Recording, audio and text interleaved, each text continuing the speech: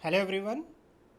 So welcome to this video series based on JavaScript. In this video, we are going to see introduction to JavaScript. So many people are having doubts with JavaScript, for what purpose we use it, how to write it, where to write it, when to write it. There are a lot of things that need to be digged in case of JavaScript. Okay, so we'll go one by one in this particular video series. First, the learning outcome in this particular video. At the end of this session, student will be able to write a JavaScript code. Will be able to write a proper JavaScript code. Now, talking about the introduction to JavaScript, why we prefer JavaScript? JavaScript is a language developed for scripting web pages. So, mainly it is developed for a scripting purpose. We call it as a scripting language because we can generate dynamic web pages out of it. Secondly, JavaScript is based on OOP concepts, that is object oriented programming concepts. So all these things can be embedded in case of HTML web pages. Fine. Third, written inside HTML pages enables dynamic content. So if you want, as I said, if you want a dynamic web content, that can be enabled with help of JavaScript. Therefore, we call it as a scripting language. And also we can have an interactive websites, like we can get at runtime when HTML page is loaded at that particular instance. If you want something to be popped up, something to be interactive, that can be achieved with help of JavaScript. So these four important things regarding JavaScript. Next, where we are going to apply, what are the applications of JavaScript? These are some few applications, not restricted. These are some popular applications where JavaScript is mostly used. In case of client-side validation, I'll talk about it later in later videos. Okay, mostly in client-side validation. Okay. Second, dynamic drop-down menu or dynamic web content, dynamic pop-ups, any kind of dynamic display on your website, if you want, that can be achieved with help of JavaScript. This is mostly client-side programming. Okay. If you want to display date and time, when you load your HTML, you want the current date and time to be updated on your website, that is achieved with help of JavaScript. Displaying pop-ups, as I said, you want some pop-ups, some alert messages, some dialog boxes in between, so that user feels that the website is interactive and responses interactively. Okay. Displaying contents in JavaScript. So there are three popular methods through which we can display the content on JavaScript. The first way is document.write. So this is the popular method, document.write. Using this particular method, we can display the content on website. Okay, so this is we call a message. Whatever message you want to type, you can type it is in form of string. Second is using a alert function. Alert function, again same, you can pass message as a string over here. And third one is console.log. So these are the three ways in which we can display the contents on website with help of JavaScript. These are three popular methods which we are going to use. Okay. Now, where to place the JavaScript? We already know that JavaScript is embedded in HTML code. Okay. Now where? Out of that HTML code, where you want to put this JavaScript, where it has to be kept. So there are three ways to do it. One is within body tag, second is within head tag, and third is you can write as an external JavaScript file and you can refer in your HTML file. Okay, these three ways we can do it. I'll give you example one by one. First, within the body tag. Now, how you are going to put it in your body tag? We already know that this is an HTML form, in HTML page in which we have HTML body tags closed. Okay, inside body tag we have something called a script. Now, what is this script line is telling? Script type. The type is text JavaScript.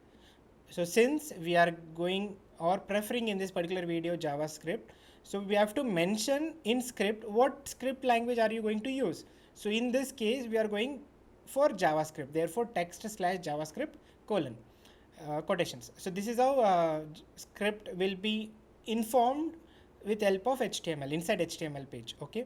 After that, as I said, want to write some display some content on your website, can be done in three ways: document.write, second is alert, and third one it was console.log. So here I have used alert welcome. So once you write it and when your website gets loaded, this welcome message is popped up. Okay. Second way is within the add tag. This is most preferred way of using JavaScript. HTML, add section, we have JavaScript. As I said, same way, the complete code of scripting will come instead of, in previous case it was inside body, now we have shifted it to add section. So that's the only change. Other than that, everything will be as it is.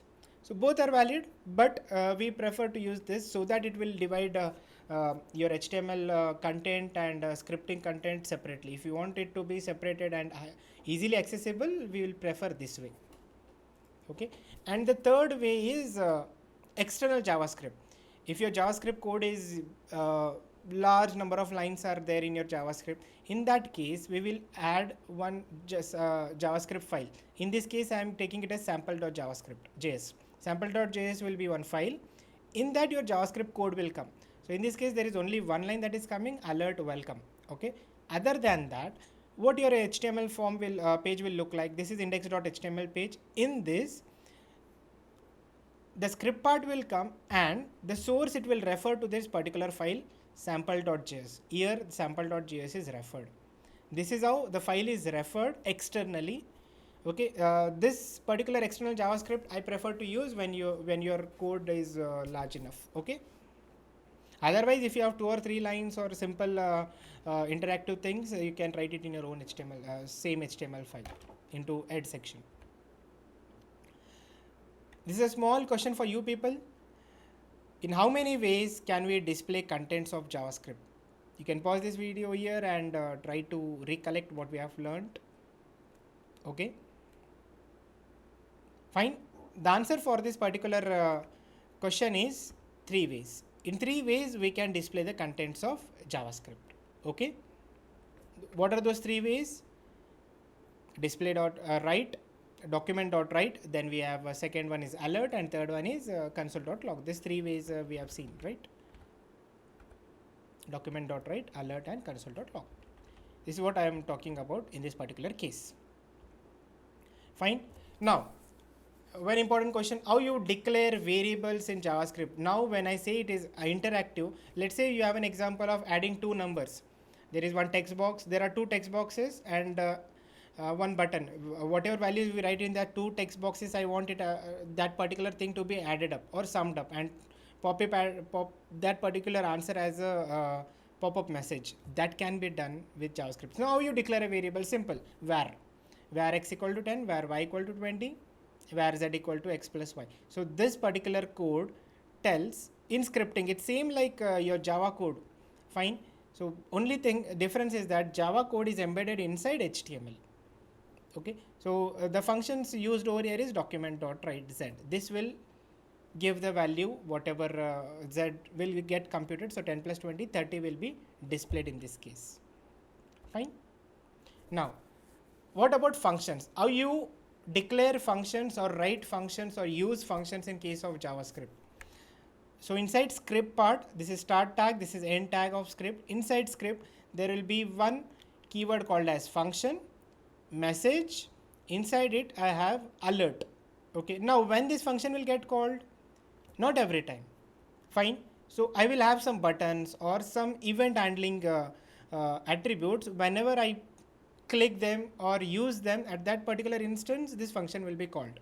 Like for example, in this case, input type button. I have taken one button.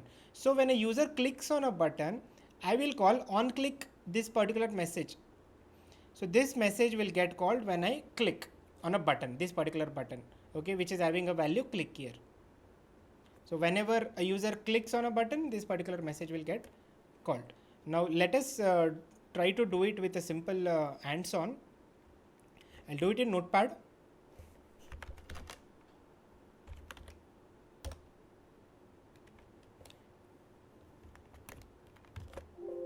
Okay, so in this case, let us take this code. Let us just copy this first one. Which one should we take? I think this one is better. Okay, we'll take this and put it over here. I think only HTML part will come here. So first tag in my program is HTML part. Then we have head section. I'll just put some proper indentation so that you understand. Then we have a script part inside head section. The head section is over here. So I'll put one more indentation over here. So you can understand inside head there is a script part. And your body is containing only a simple paragraph, welcome to JavaScript. Fine. Rest all things are HTML is getting closed here. So you can even put this body tag further. It doesn't make a difference, just for understanding I'm putting it. Okay. I'll save it. Now when you're saving this file, I'll save it on my desktop as a demo.html file. So it will be an HTML file. Make it all files and save it. Okay. When you come down to this demo.xml HTML file, you double click it. Default browser Chrome. So here you can see welcome to JavaScript. The demo.html file is will get loaded, and you can see the message over here. Same simple. Similarly, if you want this button code, okay, I'll just copy this script part from here.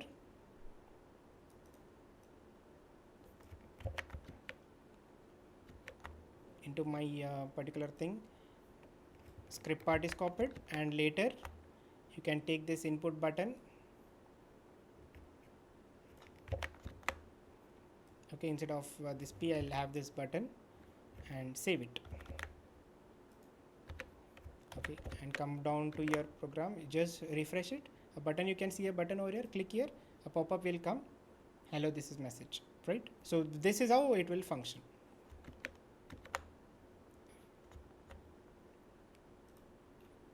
Fine, these are some of the references that I've used. Thank you.